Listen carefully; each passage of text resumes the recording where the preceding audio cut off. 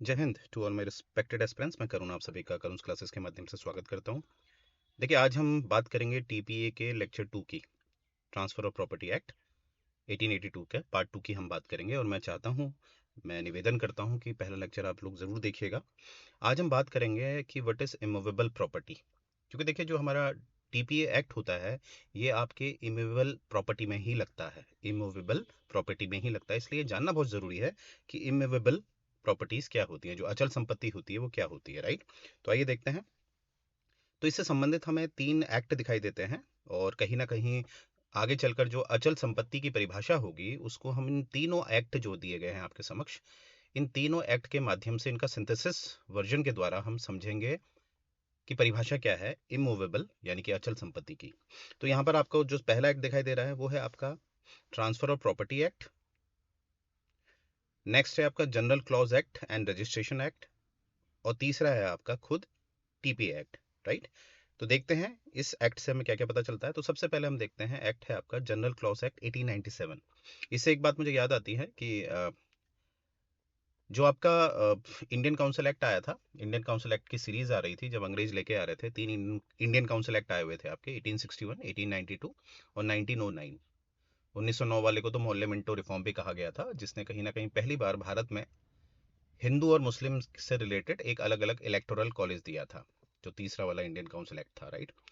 तो मुद्दा यह है कि इसी दौरान हमें दिखता है कि जो प्रांतीय स्तर की लेजिस्लेटिव काउंसिल्स बनाई गई थी, जैसे बंगाल की बनाई गई थी 1862 में, नॉर्थ वेस्ट फ्रंटियर प्रोविंस की बनाई गई थी 1886 में, और पंजाब की जो लेजिस्लेटिव काउंसिल है उसको बनाया गया था 1897। तो यहाँ पर ऐसे याद रख सकते हैं हम, पंजाब की जब लेजिस्लेटिव काउंसिल बनाई गई थी उसी वर्ष जनरल क्लॉजेस एक्ट भी पारित हुआ था, क्योंकि दोनों का वर्ष सेम है 1897। तो आइए मेन मुद्दे पे आते हैं। जनरल क्लॉजेस एक्ट 1897 क्या कहता है? ये कहता है कि इमूवेबल प्रॉपर्टी क्या होती है। ये होती है लैंड। लैंड दिख रहा है आपको? अब लैंड से यहाँ पर मतलब होता है जैसे आपका फील्ड हो गया, प्लॉट्स हो गया, वो सब आपके लैंड में आ जाएगा। दूसरा है आपका benefit arising out of land. अब बेनिफिट क्या क्या होता है लैंड से? जैसे कि आपका किराया हो गया, रेंट हो गया, जैसे कि आपका right to collect tolls, toll होता है, टोल आप कलेक्ट कर सकते हैं। लीज, आप अपनी लैंड को लीज पे दे सकते हैं, उससे भी आपकी इनकम जनरेट होती है। तो बेनिफिट में आपका ये सारी चीज़ें आ गई हैं, राइट। किराया आ गया है, टोल आ गया है, और आपका लीज आ गया है। और तीसरा है आपका things attach to the earth, यानी कि जैसे कि जो स्थायी तौर पे परमानेंट तरीके से ज़मीन से जुड़ा हुआ होता है, वो भी आपका इस इमूवेबल प्रॉपर्टी की डेफिनेशन में आता है। जैसे कि हाउसेज हो गए आपके, ट्रीज हो गए, और आपके कुएं हो गए, राइट। ये सब क्या होते हैं? परमानेंटली अटैच्ड होते हैं। अब जो हमारा दूसरा है रजिस्ट्रेशन एक्ट है जो 1908 का, वो क्या कहता है? उसका जो सेक्शन 2 है, उसका सब सेक्शन जो 6 है, क्या कहता है? यहाँ पर लैंड में क्या क्या होगा? इमूवेबल, इमूवेबल प्रॉपर्टी में क्या क्या आएगा? यहाँ पर लैंड आएगा, बिल्डिंग आएगा, हेरिडिटरी जो अलाउंसेस हैं वो आएगा, हेरिडिटरी राइट्स होते हैं, जैसे जैसे आपकी प्रॉपर्टी पास बाय फैमिली लाइन होती है ना, जैसे विल होता है, ये चीज़ें आती हैं। पर याद रखिएगा टीपीए में विल नहीं आता है, ठीक है, क्योंकि हमें यहाँ पर इंटरविवोस चाहिए होता है। इंटरविवोस मेरा प्रीवियस लेक्चर देखिएगा, आपको समझ में आ जाएगा। इसीलिए विल को हमारा हम इसमें नहीं लेते हैं। किस में नहीं लेते हैं? टीपीए में। राइट्स ऑफ वेज हो गए, जो रास्ता होता है उसका अधिकार होता है, लाइट्स होते हैं, फेरीज होता है, और फिशरीज होता है। ये सब किस में आते हैं? आपके किस डेफिनेशन में आता है? इमूवेबल प्रॉपर्टी के डेफिनेशन में आता है। अब यहाँ पर नीचे एक नोट दिया गया है आपको कि जैसे स्टैंडिंग टिम्बर होता है। स्टैंडिंग टिम्बर का मतलब होता है जो खड़ा कास्ट होता है, मतलब जो पेड़ खड़ा किया गया है, और उसको कहीं ना कहीं वो आपको पता है कि वो ज़मीन पे, उसके जो रूट्स हैं वो ज़मीन के अंदर गए हुए हैं। तो उस हिसाब से तो ये कहीं ना कहीं जो है इमूवेबल प्रॉपर्टी होना चाहिए। पर यहाँ पर देखिए, यहाँ पर इसको जो उगाया जा रहा है, इसका जो उद्देश्य होगा आगे चल के इसको इस्तेमाल किया जाएगा, वो टिम्बर के लिए किया जाएगा, वो लकड़ी के लिए किया जाएगा। जैसे शीशम, शीशम होती है, राइट, जैसे टीक होती है, जिसे सागौन कहते हैं। ऐसे जो पेड़ होते हैं, इनका जो मुख्य उद्देश्य होता है वो घरों में जो लकड़ी इस्तेमाल की जाती है, फर्नीचर के लिए जो लकड़ी इस्तेमाल की जाती है, उसके लिए किया जाता है। तो ये एक एक्सेप्शन हो जाते हैं, क्योंकि हमने पढ़ा है कि इमूवेबल प्रॉपर्टी में क्या आएगा? ऐसी चीज़ें आएंगी जो हमारी ज़मीन से जुड़ी होंगी। तो ऐसे तो ये पेड़ भी जुड़ा हुआ होता है, पर ध्यान देने वाली बात है, ये पेड़ ऐसे हैं जिनका जो मुख्य उद्देश्य होता है वो आगे चलकर फल देने के लिए नहीं होता है। वो होता है इसका जो टिम्बर है, इसकी जो लकड़ी है, उसका इस्तेमाल किया जाए फर्नीचर बनाने के लिए या घर बनाने के लिए, राइट। और जैसे कि ग्रोइंग क्रॉप्स हो गया और ग्रास हो गए, ये सब किस में आते हैं, ये इमूवेबल प्रॉपर्टी में नहीं आते हैं, परंतु उनकी विशेषता क्या होती है, इनकी जड़ जो होती है वो पृथ्वी से जुड़ी हुई होती है, जमीन से जुड़ी हुई होती है। नेक्स्ट हम देखते हैं, अब ट्रांसफर और प्रॉपर्टी एक्ट जो 1882 का है वो क्या बताता है इमूवेबल प्रॉपर्टी के बारे में। देखिए प्रत्यक्ष रूप से तो कुछ नहीं बताता है, ये बस ये बता देता है कि कौन कौन सा इमूवेबल प्रॉपर्टी नहीं होगा, अचल संपत्ति कौन कौन सी नहीं होगी। तो यहाँ पर ये क्या बता रहा है, स्टैंडिंग टिम्बर नहीं आएगा, अचल संपत्ति में नहीं आएगा स्टैंडिंग टिम्बर, मैंने अभी बताया आपको, ग्रोइंग क्रॉप्स और ग्रास। अब देखिए ये तो तीनों एक्ट हमने पढ़े हैं, राइट, ये तीनों एक्ट हमने पढ़े हैं, जैसे कि यहाँ पर general clause act 1897, registration act 1908 और टीपीए एक्ट 1882। तो इसका जो सिंथेसिस हमें मिलता है, इसका जो निष्कर्ष हमें मिलता है वो क्या मिलता है, इमूवेबल प्रॉपर्टी क्या होती है, ये लैंड होती है और लैंड से होने वाले बेनिफिट होते हैं, और जो कहीं ना कहीं लैंड से जुड़ी हुई होती है, बिल्कुल धसी हुई होती है, जुड़ी हुई होती है। अब यहाँ पर देखिए ये एक कर्नाटका का, यहाँ पर आप देखिएगा 1965 में जो आपको दिख रहा होगा कर्नाटका एक्ट 10 1965 में, यहाँ पर ये बताया गया है कि कुछ एग्रीकल्चरल आइटम जो हैं उसको कहीं ना कहीं इमूवेबल प्रॉपर्टी में जोड़ा गया है, कुछ एग्रीकल्चरल आइटम्स। तो आपसे क्वेश्चन पूछा जा सकता है कि एग्रीकल्चरल आइटम्स जो हैं क्या वो हमारे इमूवेबल प्रॉपर्टी में आते हैं, तो इसका आंसर है यस, आते हैं, वेरी इंपॉर्टेंट। अब देखिए हम बात करेंगे लैंड की, ठीक है, अभी हम लैंड कह रहे थे, तो लैंड क्या है अब ये भी तो समझना पड़ेगा, क्योंकि लैंड हमारी क्या आती है, वो अचल संपत्ति में आती है, तो लैंड क्या है। तो लैंड देखिए आपका क्या है, लैंड जो अर्थ का सरफेस होता है, ठीक है, जहां पर आपको पता है, जहां पर ये आपकी जो मिट्टी आपको दिखाई देती है वो होता है, राइट, जैसे फील्ड हो गया, प्लॉट हो गया। नेक्स्ट है आपका space above surface, space above the surface का मतलब हो गया जो आपका एक पर्टिकुलर हाइट तक आपका जो एरिया होता है वो लैंड की कैटेगरी में आता है, जैसे कि जैसे पेड़ होते हैं ना, जैसे आप देखिए जो आपके कर्क रेखा और मकर रेखा के मध्य जो जंगल होते हैं, जिसे आप ट्रॉपिकल एवरग्रीन फॉरेस्ट कहते हैं, भारत में खासकर जो हमारा पेनिनसुलर इंडिया है, वहाँ पर आपको ज़्यादातर क्या दिखते हैं, ट्रॉपिकल एवरग्रीन फॉरेस्ट जो दिखते हैं, वहाँ पर जो पेड़ की ऊंचाई होती है बहुत अधिक होती है। तो इसीलिए एक लैंड से, एक ज़मीन से काफ़ी ऊंचाई तक हम उसको लैंड ही मानते हैं, ठीक है। तीसरा है आपका things placed on the land, जैसे कि क्या क्या होता है, आपका घर होता है, पेड़ होते हैं, ये सब किस में आ जाएंगे, things placed on the surface. पर यहाँ पर याद रखिएगा अपवाद क्या है, ऐसे पेड़ जो सिर्फ टिम्बर के लिए इस्तेमाल किए जाते हैं वो इसमें एक्सेप्शन होते हैं, ठीक है। नेक्स्ट है आपका ग्राउंड बीनीथ दी सरफेस, यानी कि सॉइल बिलो दी सरफेस, यानी कि जब हम खुदाई करते हैं ना, जैसे माइनिंग करते हैं, ये सब करते हैं, ये भी लैंड में आता है। ये मतलब मेरा कहने का मतलब है ये इमूवेबल प्रॉपर्टी में आता है, क्योंकि लैंड अगर इमूवेबल प्रॉपर्टी है तो हम यही सिद्ध करने के लिए बोल रहे हैं कि क्या क्या आपका लैंड की कैटेगरी में आएगा, अर्थात क्या क्या इमूवेबल प्रॉपर्टी होगा। Minerals and metal inside the earth, right, तो चौथा और पांचवा एक ही बात हो गई। और जैसे रिवर्स हो गए, लेक्स हो गए, पॉन्ड्स हो गए, जो हमारे सरफेस में होते हैं, राइट, जमीन में होते हैं, धरातल में होते हैं, तो वो सब आपके किसकी कैटेगरी में आते हैं, लैंड की कैटेगरी में आते हैं, ये देखिए। तो आपको ये एग्जाम में पूछे जा सकते हैं, तो आपको अच्छी तरह याद रखना है लैंड क्या क्या होता है। अब हम बात करेंगे benefit arising out of land, ठीक है।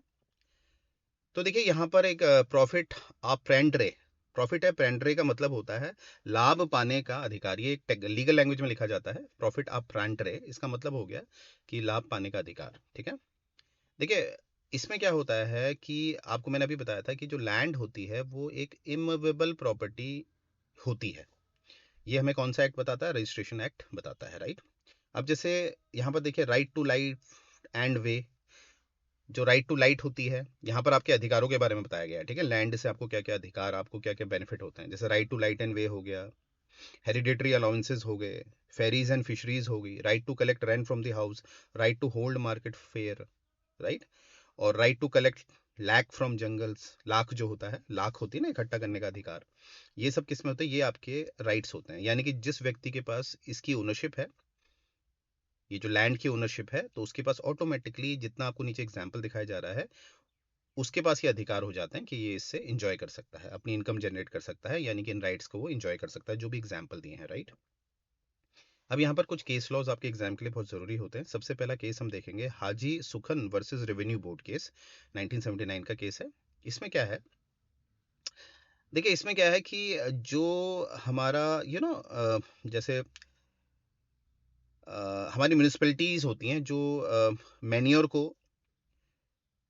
को आप गड्ढे से ले जाती हैं, मैन्योर को गड्ढे से ले जाती हैं, जैसे गड्ढा होता है ज़मीन में, वहाँ से ये कूड़ा ले जाती हैं। तो ये कहीं ना कहीं एक किसके अंतर्गत आएगा, ये राइट्स के अंतर्गत आएगा। ठीक है, यानी कि आपकी प्रॉपर्टी है, प्रॉपर्टी में कूड़ा है, तो कूड़े को जिम्मेदारी होगी म्यूनिसिपैलिटी की, वो कूड़ा उठाएगी, क्योंकि आपका ये लैंड है ना। तो लैंड में अगर कूड़ा हो रहा है तो ये जिम्मेदारी किसकी है, अगर आपका एरिया म्यूनिसिपैलिटी एरिया में आ रहा है तो म्यूनिसिपैलिटी की जिम्मेदारी होगी कि वो आपकी लैंड को साफ रखेगा। ठीक है, ये चीज आपने याद रखनी है, राइट। और नेक्स्ट है आपका, जैसे हम देखेंगे केस 2 देखेंगे, Anand Behera versus state of Orissa case. इसमें क्या हुआ कि अगर आपकी लैंड है वहां पर इमेजिन करिए कोई नेचुरल रिवर आ जाती है, नेचुरल रिवर का कुछ पार्ट आ रहा है या उसकी कुछ छोटी सी स्ट्रीम आ रही है और उसमें फिश आ रही है, तो यहाँ पर क्या है, आपके पास अधिकार हो जाता है कि उसमें से आप फिश पकड़ सकते हैं। ठीक है, तो ये आपका बेनिफिट हो जाता है। या कोई तालाब का टुकड़ा आ रहा है, या आप समझ लीजिए आपकी बहुत बड़ी लैंड है, वहां पर गड्ढा है और पानी भरा, तो आगे चल के उसमें एक तालाब का फॉर्मेशन हो गया, वो आपकी लैंड है आपकी। तो ऑब्वियसली जो तालाब है, तालाब से जो मच्छी पकड़ना है, जो फिश आप पकड़ सकते हैं, वो भी आपके इसके अंतर्गत आ जाएगा। तो ये आंध बेहरा केस में बताया गया है 1956 के, राइट। नेक्स्ट है हमारा थिंग्स अटैच टू दी अर्थ, इसको समझ लेते हैं। देखिए अटैच में आपको पिक्चर दिख रही होगी, पिक्चर में एक पेड़ दिखाई दे रहा है आपको, बीच में जो पिक्चर दिखाई दे रही है, और एक तरफ आपको दिख रहा है कि घर। देखो इसको हम समझते हैं, an object is attach to earth only if, सबसे पहले तो जो भी ऑब्जेक्ट है, जो भी वस्तु है, उसको हम अर्थ से अटैच तभी मानेंगे, सबसे पहली कंडीशन है रूटेड, उसकी जड़ें क्या होनी चाहिए, पृथ्वी के अंदर, जो हमारी धरातल है उसके अंदर जानी चाहिए, जैसे फॉरेस्ट हो गया, ट्रीज हो गए, श्रब्स हो गए, राइट। तो सबसे पहले तो ये हो गया, ये आपके एक अचल संपत्ति के अंतर्गत आएंगे। और एम्बेडेड मतलब होता है धसा हुआ, उसकी जो नींव है, उसकी जो आधार है, नींव है, वो धसी हुई है जमीन पर स्थायी रूप से, परमानेंटली, जैसे आपका घर होता है, राइट। आपके बिल्डिंग्स होती हैं, राइट। ये सब किस में आएगा, आपका एम्बेडेड में आएगा। ठीक है, नेक्स्ट देखते हैं, आपका है अटैच टू एम्बेडेड। अब जैसे आपका घर होता है वो धसा हुआ होता है, उसकी नींव जो होती है वो धरातल के अंदर डाली गई होती है।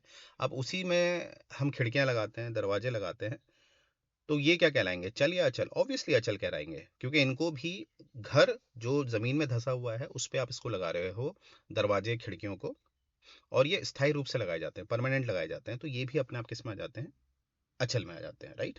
तो ये चीज आपने याद रखना है। अब इसी में अगर मैं कह रहा हूँ जैसे दीपावली होती है, दीपावली में आप अपनी डेकोरेशन करते हैं बाहर घर में, क्या वो अचल में आएगा, बिल्कुल नहीं आएगा, वो अचल में नहीं आता, क्योंकि वो अस्थायी होता है, टेम्परेरी होता है, राइट। तो ये बात आपने याद रखनी है। अब रूटेड इन अर्थ में यहाँ पर ध्यान देने वाली बात है, मैंने पहले ही बता दिया आपको कि जैसे एक हमारा टिम्बर होता है, जो जैसे सागुन हो गया, बबूल हो गया, शीशम हो गया, ये ज़्यादातर फर्नीचर में इस्तेमाल किया जाता है। तो ये इनकी भी जड़ें ज़मीन पे एक धसी हुई होती हैं, परंतु इनका मुख्य उद्देश्य क्या होता है कि इनको टिम्बर की तरह, फर्नीचर की तरह इसको इस्तेमाल किया जाएगा। तो इसीलिए इनको हम अचल संपत्ति नहीं मानते। परंतु ऐसे वृक्ष, ऐसे पेड़ जो फलों के लिए इस्तेमाल किए जाते हैं, तो वो काटे नहीं जाते, क्योंकि हर साल सीजनेबल उनमें फल आते हैं, तो ऐसे अचल होते हैं, ऐसे पेड़ क्या होते हैं, अचल होते हैं, इमूवेबल होते हैं। अब समझने वाली बात है, कोई ऐसा पेड़ हो जो फल भी देता है और लकड़ी भी देता है, तो उसका क्या करना है, तो उसमें ये देखना पड़ेगा कि उसका मुख्य उद्देश्य क्या है। अगर मुख्य उद्देश्य उसका फल देना है तो वो अचल में आ जाएगा, और अगर उसका मुख्य उद्देश्य टिम्बर के लिए है तो वो चल में आ जाएगा, यानी कि मूवेबल में आ जाएगा। तो ये बात आपने अच्छी तरह याद रखनी है, राइट। अब यहाँ पर एक केस लॉ देखते हैं। केस लॉ है आपका Shantabai versus state of Bombay case है ये 1958 का। तो इसमें क्या है, what about trees use for both fruit and timber, मैंने अभी बता दिया इसमें। तो यहाँ पर इंटेंशन चेक की जाएगी।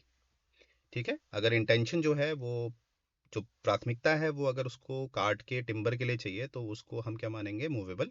और अगर प्राथमिकता है कि उसको फ्रूट के लिए इस्तेमाल करेंगे, ठीक है, तो वो इमूवेबल होगा। ठीक है, चाहे उसका जो दूसरा उद्देश्य टिम्बर के लिए ही है, परंतु वो इमूवेबल कहलाएगा। ठीक है, ये चीज आपने याद रखनी है। अब यहाँ पर देखिए ये लिखा है एम्बेडेड इन अर्थ, जो है, जो जिसकी नींव जमीन में, जमीन के अंदर होती है, जमीन में धसी हुई होती है, उसके लिए नियम क्या है, एक जनरल रूल क्या है, things with foundation are immovable. Example, मतलब यहाँ पर क्या होना चाहिए, यहाँ पर वही वस्तु होनी चाहिए जो कहीं ना कहीं जमीन में धसी हुई होनी चाहिए और वो स्थायी होनी चाहिए, परमानेंट होनी चाहिए, जैसे वॉल्स हो गई, दीवारें हो गई, कुआं हो गया, घर हो गए, ये सब। ठीक है, यहाँ पर एक एक्सेप्शन है। देखिए एक्सेप्शन क्या है, जैसे जहाज होता है ना, बड़ा सा जहाज को रोकने के लिए आपको पता है उसमें वेट का इस्तेमाल किया जाता है। एक जहाज का बहुत बड़ा कांटा होता है ना, जिसको नीचे डाल दिया जाता है समुद्र में, और वो धंस जाता है जिससे कि शिप रुक जाए। क्या इसको हम इमूवेबल मानेंगे? नहीं, क्योंकि इसका जो चरित्र है ये अस्थाई है। सिर्फ जहाज को रोकने के लिए डाला जाता है, बाद में जब जहाज को चलाना होता है तो इसे निकाल दिया जाता है। तो इससे हमें क्या पता चलता है, हर ये जो आपका लैंड सरफेस होता है, जो आपका धरातल होता है, उसमें जो गड़ी हुई चीज़ें होती हैं, जो धसी हुई चीज़ें होती हैं, वो ज़रूरी नहीं है वो अचली होंगी। जैसे शिप्स का याद रखेगा, तो सबसे बड़ा चरित्र जो होता है वो स्थाई याद रखेगा। ठीक है, जो जो यहाँ पर आपको दिख रहा है जहाज का जो लंगर होता है, यह जो होता है ऑब्वियसली अचल संपत्ति नहीं होगा, राइट। और जैसे यहाँ पर देखिए आपके मन में प्रश्न होगा, ऐसे जो वस्तु हैं, जैसे हमारा पंखा होता है घर का, हमारे जो खिड़कियाँ होती हैं, या हमारे जो दरवाजे होते हैं, तो देखिए आपको पता है पंखा हो गया, ये सब जो होता है आप इसको फ्रीक्वेंटली चेंज नहीं करते हैं, और इसका एक स्थायी उद्देश्य होता है। खिड़कियों का अपना एक परमानेंट रीजन होता है, दरवाजों का अपना होता है, और पंखों का अपना होता है। तो ये आपके अचल संपत्ति में आते हैं, इमूवेबल प्रॉपर्टी में ये आते हैं। ठीक है, राइट, ये बात आपने याद रखना। अब यहाँ पर कुछ केस हैं, ठीक है, जैसे पेरूमल वर्सेस रामास्वामी केस है 1962 का। यहाँ पर क्या है, जो आपके घर के डेकोरेशन के लिए जो आप सामान इस्तेमाल करते हैं, जैसे दिवाली में लाइट का इस्तेमाल किया जाता है, वो कभी भी इमूवेबल प्रॉपर्टी नहीं होता है। और दूसरा केस है हमारा वीपी फखरुद्दीन हाजी वर्सेस एसबीआई केस 2009। यहाँ पर ये बताया गया है कि कभी लैंड का ट्रांसफ़र किया जाता है, और अगर उस लैंड में घर है तो घर भी अपने आप ट्रांसफ़र माना जाएगा। ऐसा नहीं कि बाद में कहा जा रहा है कि घर तो मैंने ट्रांसफ़र ही नहीं किया था।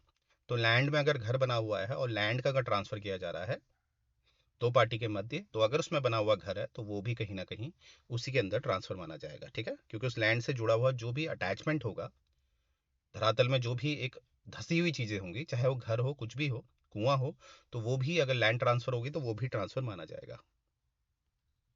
अब देखिए यहाँ पर आपको लिस्ट दिख रही होगी कि इमूवेबल प्रॉपर्टी, अचल संपत्ति में क्या क्या आता है, तो इसको आप पॉज करके एक बार देख लीजिएगा।